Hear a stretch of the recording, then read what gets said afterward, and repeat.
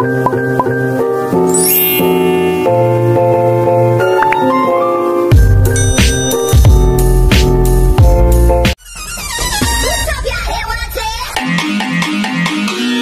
kasih sudah menyaksikan. Sampai jumpa di video selanjutnya. Halo semuanya, kenalin aku Mutiara Dewi Ayantika, NIM 003, aku mahasiswa S1 Teknik Biomedis Universitas Airlangga tahun 2021.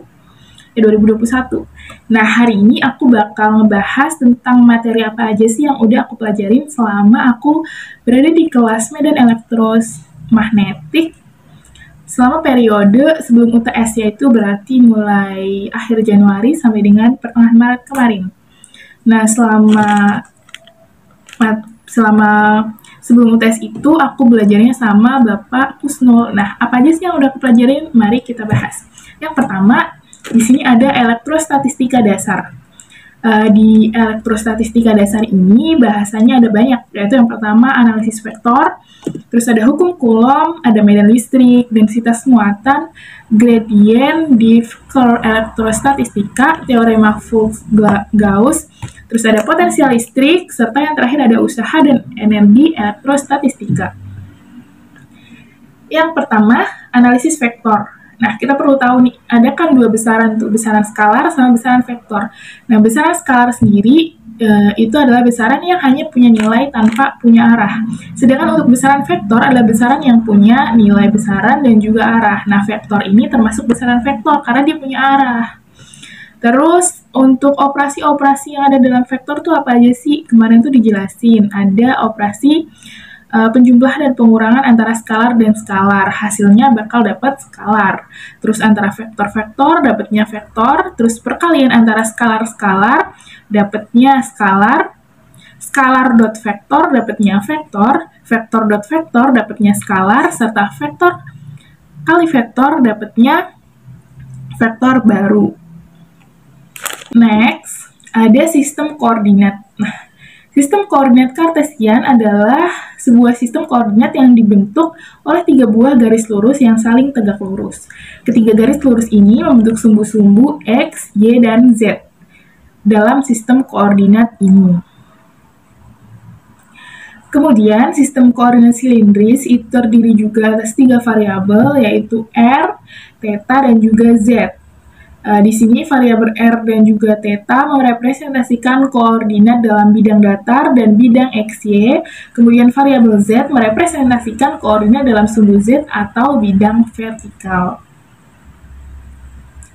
Selanjutnya, sistem koordinat bola. Nah, sistem koordinat bola ini terdiri dari tiga variabel juga, yaitu R, theta, dan juga psi.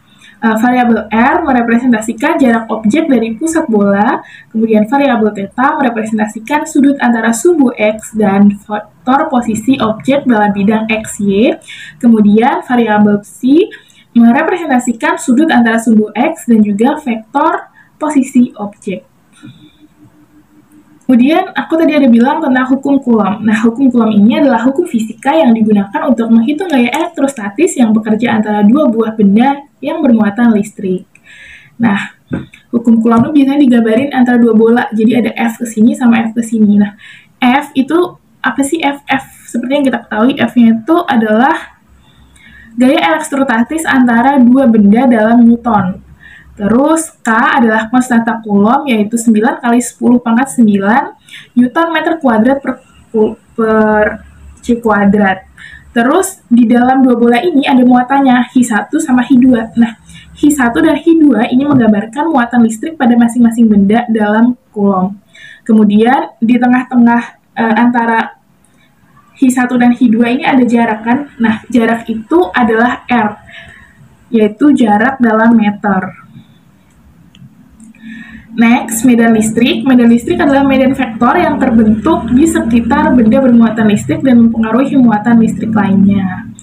Untuk medan listrik ini biasanya digambarkan dalam bola, terus ada arah-arah keluar atau arah masuk. Nah, kalau arah masuk itu biasanya ke arah muatan negatif, kemudian untuk yang keluar itu dari arah positif. Selanjutnya, muatan diskrit. Nah, medan listrik pada suatu titik dalam sistem diskrit dapat dihitung dengan menggunakan hukum Coulomb dan prinsip superposisi. Prinsip superposisi ini menyatakan bahwa medan listrik pada suatu titik akibat dari beberapa muatan listrik adalah hasil penjumlahan medan listrik pada titik tersebut yang disebabkan oleh setiap muatan listrik secara individual. Nanti rumusnya aku cantumin di sini ya.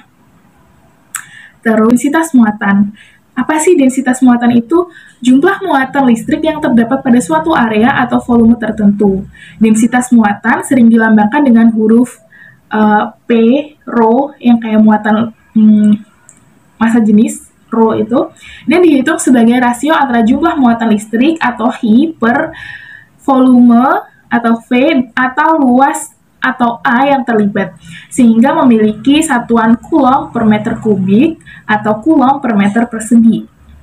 Nah, rapat muatan linear atau dituliskan lambda itu rumusnya I per L. I-nya itu adalah jumlah muatan dan L adalah panjang kawat atau distribusi muatan linear lainnya. Kemudian rapat muatan permukaan rumusnya adalah I per A, yaitu sama adalah jumlah muatan perluasan. Kemudian untuk rapatan muatan volumetrik, karena volume berarti jumlah muatan dibagi dengan volume yang terlibat. Kemudian di sini ada medan listrik. Lanjutannya bahasanya tentang muatan kontinu. Nah, medan listrik yang dihasilkan oleh distribusi muatan yang kontinu seperti kawat berarus atau plat kondensator. Pada kasus ini, distribusi muatan tidak terbatas pada titik-titik diskrit, melainkan terdistribusi secara kontinu dalam bentuk garis, permukaan, atau volume. Menghitung medan listrik pada suatu titik di sekitar distribusi muatan kontinu dilakukan dengan mengintegrasikan medan listrik dari setiap elemen muatan yang terdistribusi di dalam ruang. Kemudian, masih mengenai muatan kontinu, nanti rumus-rumusnya aku cantumin di sini. Next, grad, diff, dan curl adalah operator matematika vektor yang digunakan dalam kalkulus vektor atau analisis vektor untuk menghitung medan vektor. Setiap operator memiliki arti geometris dan fisik yang berbeda dan dapat memberikan informasi tentang sifat-sifat medan vektor yang dihasilkan oleh muatan listrik atau magnet. Gradien atau grad. Gradien adalah operator vektor yang menunjukkan arah dan besarnya perubahan maksimum dalam medan skalar pada suatu titik. Secara matematis, gradien dinyatakan, rumusnya nanti aku cantumin di sini, dengan I adalah vektor satuan dalam arah sumbu X, J adalah vektor satuan dalam arah sumbu Y, dan juga K adalah vektor satuan dalam arah sumbu Z. Next, divergensi atau disingkat dengan diff. Divergensi adalah operator vektor yang mengukur seberapa banyak medan vektor yang muncul dari suatu titik dan dapat dinyatakan sebagai jumlah flux yang keluar dari permukaan kecil yang menutupi titik tersebut. Secara matematis dinyatakan sebagai berikut. Kemudian, curl adalah operasi vektor yang mengukur rotasi atau putaran suatu medan vektor pada suatu titik. Nah, secara matematis digambarkan sebagai berikut. Terus, flux Gauss atau hukum Gauss. Hukum Gauss adalah salah satu hukum dasar elektrostatistika yang menghubungkan medan listrik dengan muatan listrik. Hukum Gauss ini menyatakan bahwa flux medan listrik yang melintasi sebuah permukaan tertutup sama dengan muatan listrik bersih yang terdapat di dalam permukaan tersebut. Dibagi dengan konstanta vakum epsilon 0. Jadi rumusnya sebagai berikut. Nah, E itu merupakan medan listrik, delta A adalah elemen luas pada permukaan tertutup, kemudian I adalah muatan listrik bersih di dalam permukaan tertutup, serta epsilon 0 adalah konstanta vakum yang bernilai 8,85 kali 10 pangkat min 12 C pangkat 2 per Nm pangkat 2. Kemudian potensial listrik. Potensial listrik ini adalah besaran skalar yang menggambarkan energi potensial persatuan muatan pada suatu titik dari medan listrik. Potensial listrik biasanya dilambangkan dengan huruf V atau gini, aku lupa bacanya, dan diukur dalam satuan volt atau joule per coulomb. Nanti rumusnya aku tulis di sini. Untuk K itu mengabarkan konstanta Coulomb, Hi adalah muatan listrik yang menghasilkan medan listrik, serta R adalah jarak antara muatan listrik dan juga titik. Selanjutnya, usaha dan energi. Energi potensial listrik dan energi kinetik dapat dilihat sebagai bentuk energi yang terkait dengan partikel bermuatan. Energi potensial listrik disimpan dalam sistem benda bermuatan sebagai akibat dari pekerjaan yang dilakukan untuk memindahkan muatan dari satu titik ke titik lain dalam medan listrik. Usaha yang dilakukan untuk memindahkan muatan Hi dari satu titik dalam medan listrik, potensial V1 ke titik lain, potensial V2, diberikan oleh persamaan berikut. W sama dengan Hi dalam kurung V2 min V1. Nah, usaha total pada distribusi muatan dengan muatan yang lebih dari satu, nanti rumusnya aku tulis di sini ya. Selanjutnya tadi ada beberapa yang belum aku bahas, antara lain ada syarat batas elektrostatistika. Nanti gambarnya aku tulis di sini, aku bacain. Pillbox pada suatu permukaan yang ditembus oleh medan listrik, ini. Terus, nanti dinyatakan dalam hukum Gauss sebagai berikut. Nah, komponen normal medan listrik pada suatu bidang batas bersifat diskontinu sebesar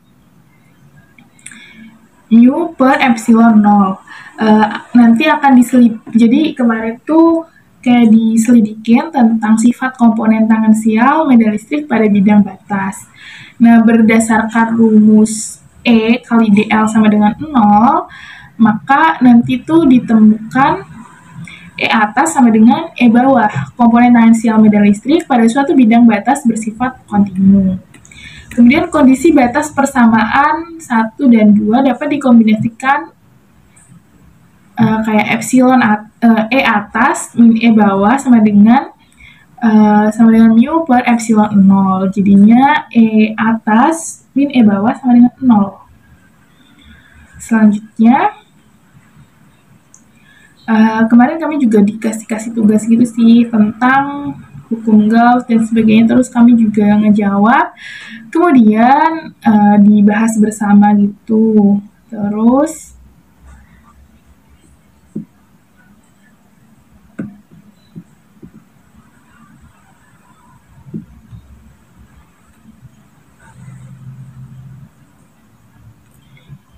bahas lagi tentang energi potensial listrik tadi. Jadi itu muatan listrik kan tadi digambarkan disebut sebagai Hi. Nah, muatan uji Hi itu digerakkan dari titik gini. Kita punya misal kita punya ini. Ini tuh titik A dan ini titik B. Ketika ada muatan uji Hi yang digerakkan dari titik A ke titik B, itu nanti dihitung kan pergerakannya itu melakukan usaha karena F sama dengan W sama dengan F kali S gitu. Jadi ada gaya, kemudian ada pergerakannya. Nah, usaha yang dilakukan ini ketika mereka bergeraknya banyak, berarti mereka nanti energinya juga pasti lebih banyak dong. Kemudian rumusnya tuh kalau di listrik itu W sama dengan integral dari B ke A kemudian dikali dengan F dikali DL gitu. Terus perbedaan potensial antara titik B dan titik A sama dengan usaha persatuan muatan yang diperlukan untuk membawa partikel bermuatan Hi dari A ke B. Kemudian hal penting yang harus kita ingat adalah usaha yang harus dilakukan untuk membawa muatan Hi dari jarak yang sangat jauh ke suatu tempat yang posisinya R. Rumusnya adalah W sama dengan Hi dalam kurung kurawal V kali R min V dalam tahingga. Nah, jika kita tetapkan bahwa titik pada jarak tak berhingga ditetapkan sebagai acuan atau potensialnya 0, maka rumusnya nanti berubah. Jadi W dikali Hi V dalam kurung R. V dalam kurung R itu sama dengan W per Hi. Jadinya W sama dengan W. Gitu. W adalah usaha yang diperlukan untuk membawa muatan Hi dari tak berhingga ke satu titik tertentu. Nah, dalam pemahaman ini, potensial adalah energi potensial persatuan muatan yang diperlukan untuk membawa dari tak berhingga menuju ke titik tertentu. Kemudian, energi potensial listrik adalah usaha yang diperlukan untuk membentuk konfigurasi sistem muatan. Catatan yang perlu kita garisbawahi adalah pemahaman istilah potensial listrik sebagai energi ini kurang tepat karena potensial listrik adalah medan yang disebut medan potensial skalar. Nah, mungkin sekian pemaparan tentang materi-materi apa aja yang udah aku dapetin selama belajar metro periode sebelum UTS. Harapannya di periode setelah UTS ini kita bakal dapat banyak materi baru dan kita bisa paham sehingga nanti UAS kita lancar. Oke, semuanya terima kasih.